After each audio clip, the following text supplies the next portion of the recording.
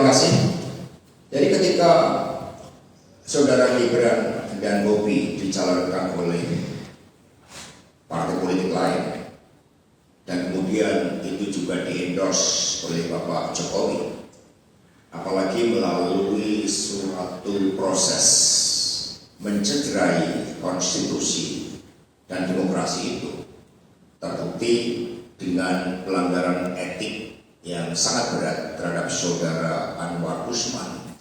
Maka pada saat itu juga ketika konstitusi saja dikebiri, maka otomatis status seluruh kelekatan keanggotaan yang berkaitan dengan PDI Perjuangan sudah dinyatakan berakhir. Mengapa? Karena PDI Perjuangan digerakkan oleh suatu cita-cita. Dan itu dibuktikan dengan pengiriman surat dari DPC Kota Surakarta, tempat KTA Mas Gibran berasal, yang memberitahukan bahwa berdasarkan undang-undang partai politik dan ADART partai, keanggotaannya secara otomatis berhenti.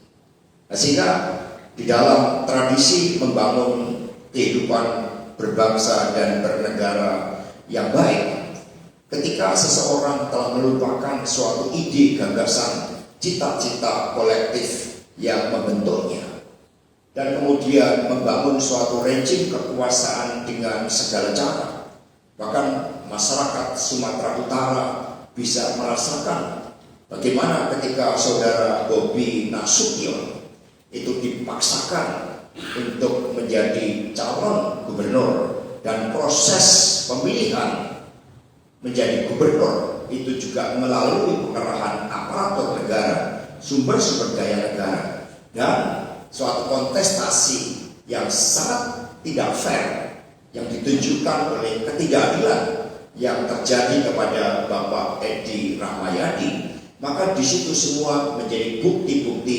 pengingkaran terhadap konstitusi dan demokrasi itu sendiri.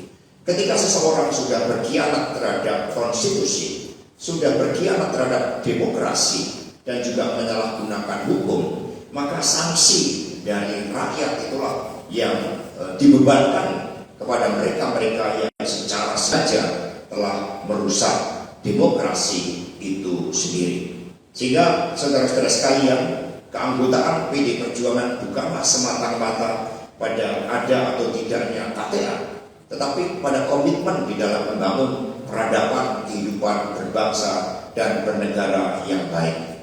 PDI Perjuangan percaya pada nilai-nilai Satya Eva Jayati, sehingga mereka yang menanam angin akan menuai padi. Itulah yang kita yakini sebagai suatu bangsa, karena di dalam sejarah peradaban umat manusia tidak ada kekuasaan otoriter sekuat apapun mampu bertahan kecuali mereka-mereka akhirnya menjadi sisi-sisi gelap dalam sejarah. Ini sebagai contoh bagaimana mereka-mereka yang pada masanya itu dikenal sebagai sosok pemimpin yang begitu kuat, tidak terkalahkan, tetapi akhirnya sejarah mencatat bagaimana mereka menjadi sampah dari sejarah itu. Demikian dari kami, terima kasih. Next. Silakan Datuk. Dicek. Ya, terima kasih Pak Asto, Pak Baskara dan Pak Roni atas penjelasannya. Mungkin sedikit lagi untuk lebih mendalami izin Pak Asto terkait dengan tadi jawaban soal Pak Jokowi tadi, karena memang ini menjadi satu pertanyaan besar baik untuk rakyat, tentu juga untuk kader dan simpatisan PDIP sendiri. Sebenarnya ketika kemarin Pak Jokowi juga sempat bilang ketika diwawancara bahwa masih menyimpan KTA-nya itu di rumah. Tapi kalau kita ingat dalam dinamikanya, PDIP sendiri kan sebenarnya sudah pernah tegas dalam soal Pak Effendi, lalu kemudian Budiman Sujatmiko dan berbagai macam kader PDIP sebelumnya begitu, sehingga memang perlu ditegaskan kembali soal